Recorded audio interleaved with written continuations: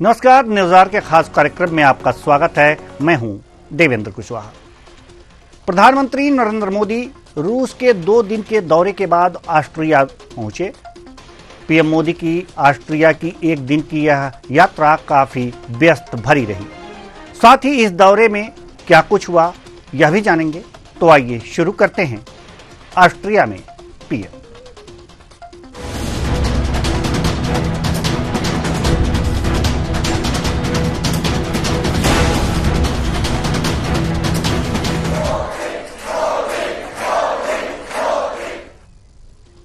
Austria पहुंचने पर PM Modi का रेड कार्पेट पर स्वागत किया गया। यह बीते 40 सालों में किसी भी भारतीय प्रधानमंत्री का ऑस्ट्रिया का पहला दौरा है।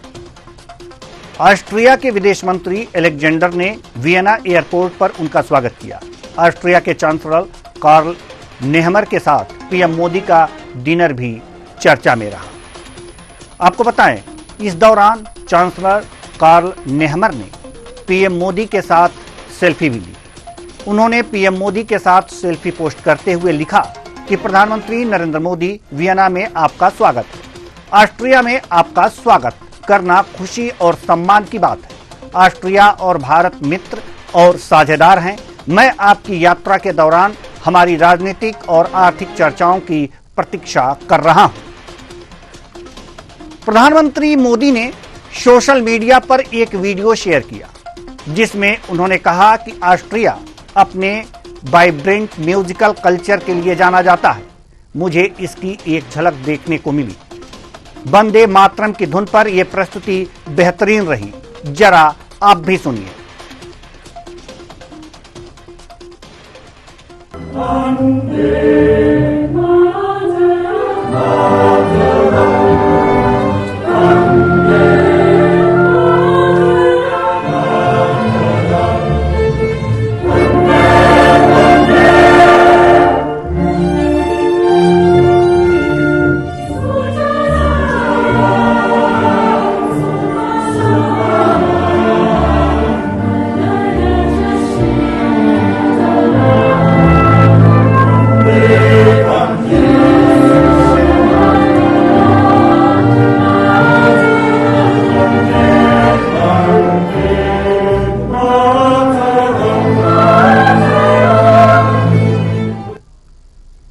पीएम मोदी ऐसे समय पर वियना पहुंचे हैं जब भारत और ऑस्ट्रिया दोनों राष्ट्र अपने राजनयिक संबंधों की 75वीं वर्षगांठ मना रहे हैं।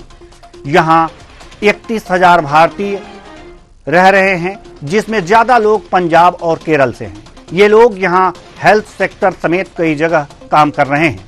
पीएम मोदी का ये ऑस्ट्रिया दौरा कई मायनों में महत्वपूर्ण है। कोई भारतीय प्रधानमंत्री 41 साल बाद ऑस्ट्रिया पहुंचा है। आइए जानते हैं कब कब कौन कौन ऑस्ट्रिया का दौरा किया। आइए,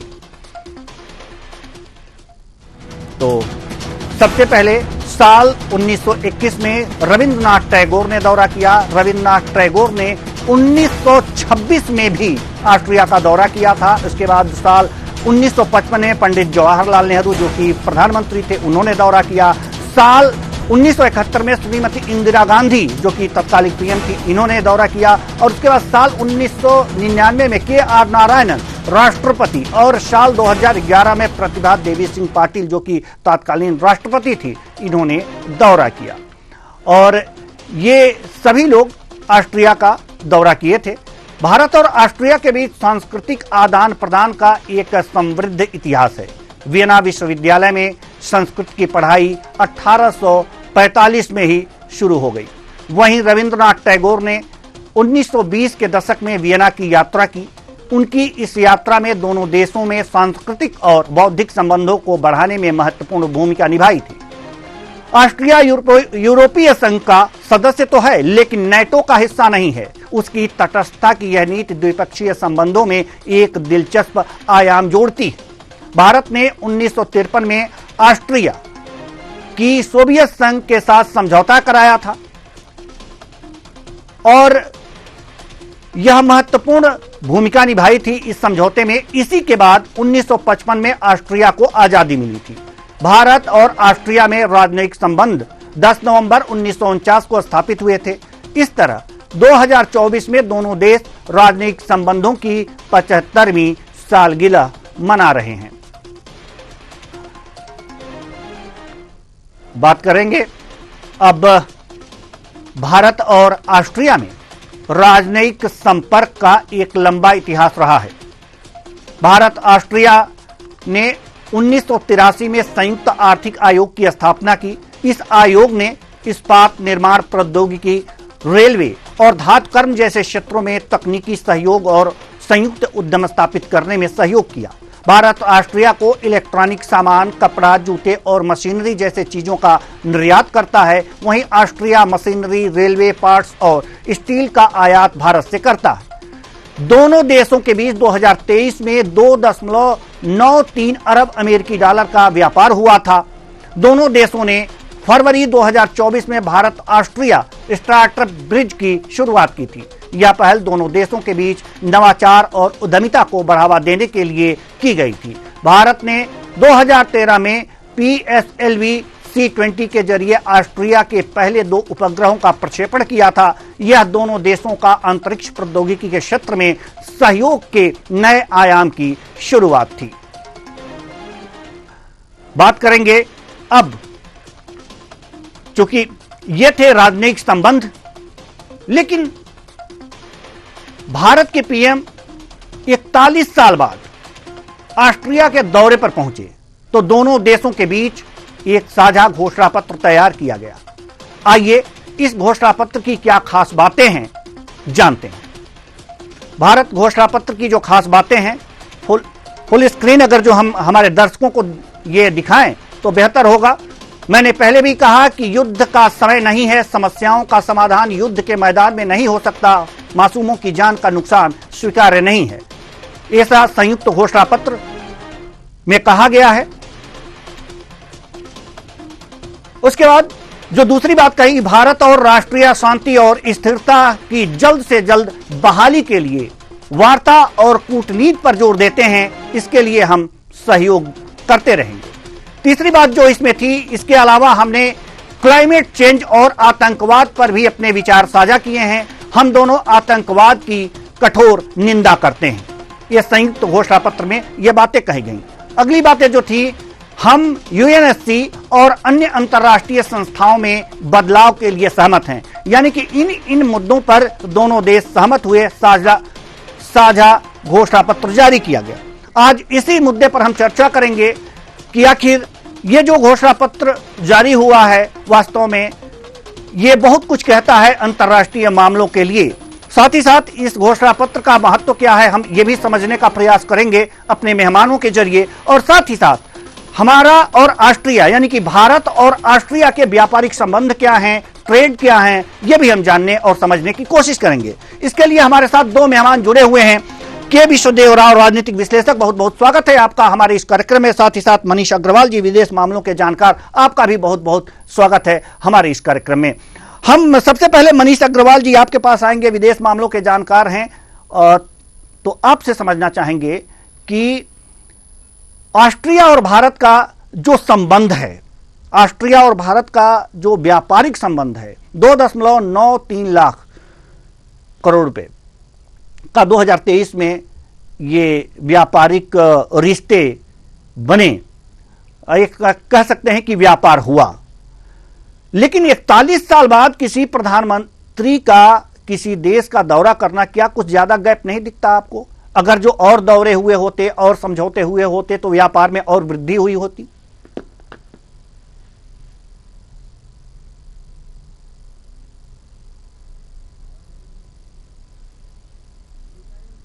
चलिए मनीष अग्रवाल जी, आपकी आवाज हम तक नहीं पहुंच पा रही है, तो हम के विश्वदेव राव जी के तरफ रुख करेंगे। के विश्वदेव राय जी, हम आपसे यह समझना चाहेंगे कि जो घोषणा पत्र तैयार किया गया है, साझा घोषणा पत्र, उसका अंतर्राष्ट्रीय संबंधों में अंतर्राष्ट्रीय स्तर पर क्या महत्व है और भारत के लिए क्या महत्व रखता है? देवेंद्र जी, 500 से ज्यादा ऑस्ट्रियन कंपनीज हैं जो भारत में बिजनेस करती हैं। ये 1991 से ये शुरुआत हुई थी इसकी। और ये जो प्रधानमंत्री नरेंद्र मोदी का जो दौरा है ये और महत्वपूर्ण इसलिए हो जाता है क्योंकि इस समय जो सेक्टर्स हैं जहां पर इन्वेस्टमेंट किया हुआ ऑस्ट्रेलियन कंपनीज ने वो ऑटोमोबाइल इंडस्ट्री है, रेलवे इंफ्रास्ट्रक्चर है, ग्रीन टेक्नोलॉजी है, कई ऐसी चीजें हैं जिन पे जैसे हाइड्रोजन पे काम करने की बात कही गई है इस पूरे घोषणा पत्र में। इस पे बात करी गई है कि ग्रीन एनर्जी इकोसिस्टम पे कैसे काम किया जाएगा, इस विषय में चर्चा करी गई है। तो ये बहुत महत्वपूर्ण हो जाता है क्योंकि बिजनेस रिलेशन यूरोपियन देशों से जितना बढ़ेगा उतना अर्थव्यवस्था के हिसाब से बहुत लाभकारी होगा भारत के लिए। आने वाले समय में एक चीज और देखनी पड़ेगी क्योंकि भारतीय मूल के लोग पूरे विश्व में फैले हुए हैं और जहां की हम लोग बात कर रहे हैं ऑस्ट्रिया की, वहां करीबन 30 से 35 हजार भारतीय मूल के लोग हैं, ज्यादातर केरला और पंजाब के हैं। और वहां पर वो अलग अलग सेक्टर्स में, हेल्थ सेक्टर में है,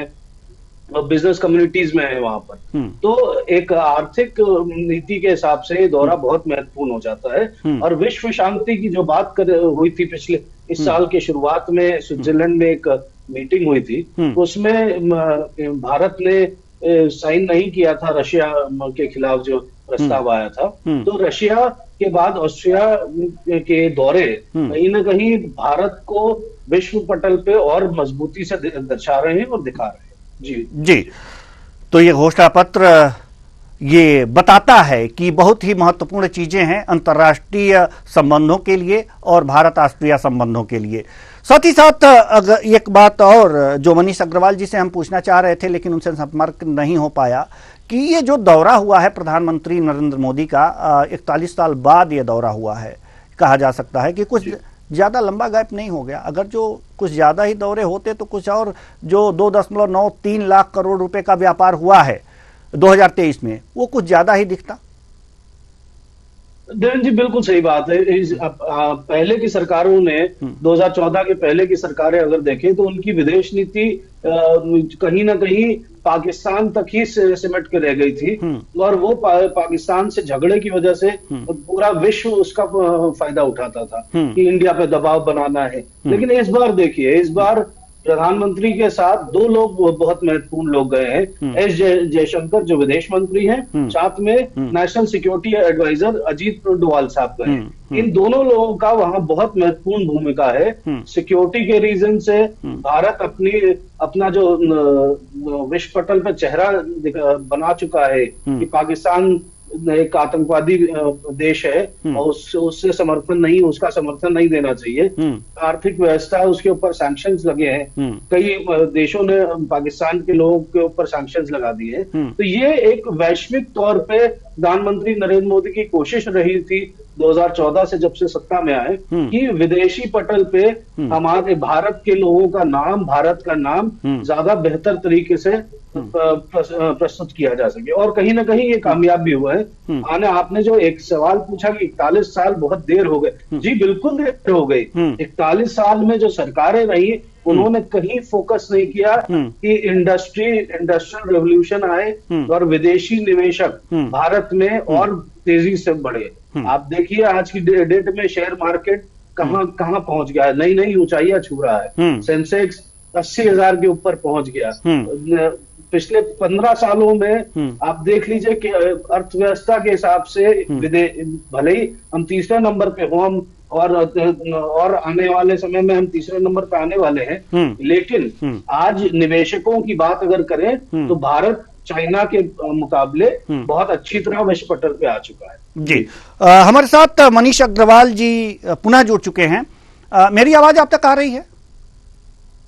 हाँ जी, आपकी आवाज आ रही। जी, मनीष अग्रवाल जी एक बार फिर आपका स्वागत करेंगे हम, और साथ ही साथ सवाल भी पूछेंगे आपसे कि ये ऑस्ट्रिया से जो हमारे व्यापारिक रिश्ते हैं इनमें और क्या कुछ किया जा सकता है, और अभी जो प्रधानमंत्री नरेंद्र मोदी गए हैं तो व्यापारिक रिश्तों में क्या कुछ और गर्माहट आई है? विवेक जी, आप सही कह रहे हैं। व्यापारिक रिश्ते तो हमेशा डेवलप होते हैं, विदेश नीति एक्सपोर्ट नीति से ही मिली होती है। लेकिन हमें कुछ और चीजों को भी देखना चाहिए जो प्रधानमंत्री मोदी जी ने नई ऐड करी है विदेश दौरों में। एक तो कल्चरल एक्सचेंज जो भारत का है और देशों से बहुत बड़ा है। कल्चरल एक्सचेंज के रूप में भी आप देख रहे होंगे, वंदे मातरम गाना आपने खुद सुनाया था अपने चैनल पे, कितना अच्छा उसका प्रदर्शन हो रहा था। कल्चरल एक्सचेंज जब बढ़ता है ना तो इससे टूरिज्म बढ़ता है। टूरिज्म से दोनों देशों में इंटरचेंज होता है, करेंसीज का भी, अर्थव्यवस्था का भी, और व्यापार की संभावनाएं बढ़ती हैं। दूसरी चीज, जो प्रधानमंत्री जी जाते हैं, जहां कहीं भी वो विदेश दौरे पे जाते हैं, वहां वो इंडियन डायस्पोरा से जरूर मिलते हैं। ऑस्ट्रिया में भी मिले हैं, कुछ वहां पे बिजनेसमैन के संग उन्होंने राउंड टेबल भी करी है। तो यह व्यापार बढ़ाने के लिए, यह उनकी समस्याएं जानने के लिए है कि क्या समस्याएं वो फेस करते हैं। अभी मैं विश्वदेव राव जी को भी सुन रहा था, तो उसमें भी मैं थोड़ा सा ऐड करना चाहूंगा कि आप देखिए, जब कभी भारत और पाकिस्तान के बीच में कोई घटना होती थी, पूरी दुनिया कैसे खड़ी होती थी। आज आप देखिए, सिर्फ एक चाइना है जो पाकिस्तान की सपोर्ट में खड़ा होता है और कोई देश खड़ा नहीं होता। ये विदेश नीति का बहुत बड़ा अचीवमेंट है। आप देखिए, जब नाटो की बैठक चल रही है तो भारतीय प्रधानमंत्री रशिया की विजिट कर रहे हैं, ऑस्ट्रिया की विजिट कर रहे हैं, जो उसके मेंबर नहीं है। फिर भी कल अमेरिकी विदेश मंत्रालय ने यह बयान दिया है कि हम भारत के साथ अपने रिश्ते अच्छे से निभा रहे हैं, निभाते रहेंगे, और हम चाहेंगे कि भारत का सहयोग हमें मिले। रशिया और यूक्रेन के युद्ध में क्या कर सकते हैं। कल प्रधानमंत्री ने ऑस्ट्रिया से भी यही बात रिपीट करी है कि हम यूक्रेन के युद्ध को शांति से, बातचीत से सुलझाना चाहते हैं। उन्होंने देश दुनिया को ये मैसेज दिया है, तीसरी बार सरकार में, पहली बार विदेश दौरे पे, कि इतने बड़े मुद्दे पे आप देखिए, कोई बड़े से बड़ा देश भी दुनिया में इस पे नहीं बोल रहा था, लेकिन भारत ने बोला है और किसी भी देश ने इस पे कोई गलत प्रतिक्रिया नहीं दी है। तो ये सब चीजें जो फॉरेन पॉलिसी का कंबाइंड इफेक्ट आता है, उसमें व्यापार तो एक पार्ट है ही। आप कल्चर का पार्ट देखिए, कैसे एक्सचेंज हो रहा है कि यूएई जैसे देशों में भारत के मंदिरों का निर्माण हो रहा है, उसके इनॉग्रेशन के लिए प्रधानमंत्री को बुलाया जाता है। वहां के भारतीयों को अब वहां पे मंदिर जाने को मिलेगा। तो ये जो कल्चरल एक्सचेंज है, ये भी एक व्यापार का रूप है। डायरेक्ट व्यापार की तरह ये इनडायरेक्ट व्यापार को सपोर्ट करता है, और जब आपस में कल्चर प्रमोट होता है, लोग एक दूसरी जगह जाते आते हैं, तो व्यापारिक संबंध तो अपने आप ही अच्छे होते हैं और मजबूत होते हैं। जी, एक चीज और हम साम्यता देखने को हमें मिली, मनीष जी आपसे ही जानना चाहेंगे, उसके बाद के विश्वदेव राव जी आपके पास आते हैं। एक सवाल हमारे मन में कौंध रहा है कि जो ऑस्ट्रिया है, यूरोपीय संघ का सदस्य तो है, लेकिन नाटो का नहीं। यानी कि जैसे भारत गुटनिरपेक्ष देशों में है, तो ये मान लें कि ये जो कड़ी है, ये तटस्थता की जो कड़ी है, ये दोनों देशों को ज्यादा और करीब ला रही है। यानी कि इनकी नीतियों में कुछ साम्यता दिख रही है। बिल्कुल करेंगे देवेंद्र जी। आप अगर कल के बाद की अंतर्राष्ट्रीय अखबारों की प्रेस रिपोर्ट्स पढ़ें जो इंडिया में भी छपी हैं, उसमें लिखा है कि इससे मिडिल ईस्ट और यूरोपियन कंट्रीज में भी भारत को व्यापार करने में बढ़ावा मिलेगा। अगर आप इस मुद्दे को थोड़ा और विस्तार में देखें तो भारत अब पेट्रोल का एक्सपोर्टर है। भारत के पास अपना पेट्रोल होता नहीं है, फिर भी भारत अब पेट्रोल का एक्सपोर्टर है। रशिया से क्रूड ऑयल लेके उसे रिफाइन करके यूरोपियन कंट्रीज को एक्सपोर्ट कर रहा है। तो विदेश नीति का ये बहुत बड़ा अचीवमेंट है। आपने बहुत अच्छा करा आज इस पे एक प्रोग्राम करा। ये बातें लोगों तक नहीं पहुंच पाती कि आज भारत तेल का एक्सपोर्ट कर रहा है, जबकि उसका निर्यात करता है दूसरे देशों से। लेकिन ये भी एक फॉरेन पॉलिसी का अंग है कि जहां पे जरूरत है वहां हम पहुंचाएंगे, उन देशों से हमारे संबंध सुधरेंगे, और जिन देशों से हम खरीद रहे हैं उन्हें भी हम आर्थिक सहयोग कर रहे हैं, एक ब्रिज के रूप में काम कर रहे हैं कि कैसे इन सब जगह जुड़ के हम व्यापारों को भी अच्छा करें और आंतरिक रिलेशंस को भी अच्छा करें। जी बिल्कुल। के विश्वदेव राव साहब, हम आपके पास आना चाहेंगे और आपसे यही जानना चाहेंगे कि जो ऑस्ट्रिया के और भारत के जो अभी संबंध हैं, वैसे तो मधुर हैं, लेकिन इसे और मधुर बनाने के लिए और क्या कदम सरकार की तरफ से उठाए जाने चाहिए? देवेंद्र जी, मधुर के अलावा एक इतिहास की बात बता दूं मैं आपको जी। फादर जोसेफ हुआ करते थे भारत में, उनको कंसिडर किया जाता है भारतीय जो ज्योग्राफी है, मॉडर्न ज्योग्राफी, उसके फादर कंसिडर किया जाता है उनको। वो संस्कृत के स्कॉलर थे। 1740 से लेके 1790 तक उन्होंने पढ़ाया है आगरा के जीसस कॉलेज में। तब से ऑस्ट्रिया और इंडिया के संबंध है, ये समझिए पहला। दूसरा, मनीष भाई ने एक बात बहुत बढ़िया बताई, भारत तेल का निर्यात कर रहा है। अब आप समझिए ये एक्सपोर्टर बनने की कहानी कहाँ से आई। रशिया यूक्रेन वॉर जब चालू हुआ देवेंद्र जी, उस समय रशिया पे सैंक्शंस लग गए कि उनका तेल कोई नहीं खरीदेगा। यूएस और बाकी देशों ने सैंक्शन लगा दिए। इंडिया ने उस सैंक्शन को नहीं माना कि हमें जहां से सस्ता तेल मिलेगा हम वहां से लेंगे। अब रशिया से उन्होंने तेल क्रूड ले लिया और उसको रिफाइनरीज इंडिया में सेटअप कर दी और सेटअप करके एक्सपोर्ट करना चालू कर दिया। और रशिया को पेमेंट कैसे किया? रशिया को इंडियन रुपीज में पेमेंट किया। तो उससे रशिया ने बोला हम इंडियन रुपीज का क्या करेंगे, हमें तो अपनी करेंसी चाहिए। तो उन्होंने बोला आप हमसे आप सामान खरीद लीजिए, ऑटोमोबाइल इंडस्ट्री सामान खरीद लीजिए, हमारा ही सामान खरीद लीजिए। तो इससे दोनों तरफ का फायदा हुआ। और देश में और दुनिया में जब हमने ऑयल एक्सपोर्ट किया है तो उसका रेवेन्यू जनरेशन भारत के पास आया, वो यूएस डॉलर्स में आया। तो आप समझिए ये अर्थव्यवस्था की ये अनोखी पहल दिखाई दी है आपको। रशिया यूक्रेन वॉर से रशिया के आर्थिक सैंक्शंस तो लगे, लेकिन इंडिया को कहीं ना कहीं उससे बहुत फायदा हुआ है। तो आने वाले समय में ये ऑस्ट्रिया के साथ जो संबंध बन रहे हैं वो कहीं ना कहीं, आपने जो सही बात कही कि नेटो का हिस्सा नहीं है, नेटो का हिस्सा भारत भी नहीं है। आने वाले समय में मुझे लगता है एक बहुत मजबूत पहल इंडिया की है और कि वो नेटो का हिस्सा बनेगी। जी मनीष जी, हम आपके पास आना चाहेंगे। जैसे कि अभी तेल निर्यात की बात हो रही है कि ऑस्ट्रिया को इंडिया तेल निर्यात कर रहा है, और रशिया और यूक्रेन युद्ध एक तरह से भारत के लिए फायदेमंद साबित हुआ है। हम मानवता के लिए नहीं कहा जा सकता, लेकिन अगर आर्थिक मसले पर देखा जाए तो यह भारत के लिए फायदेमंद साबित हो रहा है। एक सवाल हमारे दिमाग में कौंध रहा है, वो ये कि अभी आपने कहा कि कुछ लोगों के लिए पुल का काम ये देश भारत कर रहा है, कुछ देशों के लिए पुल का काम कर रहा है, ऐसा आपने कहा है।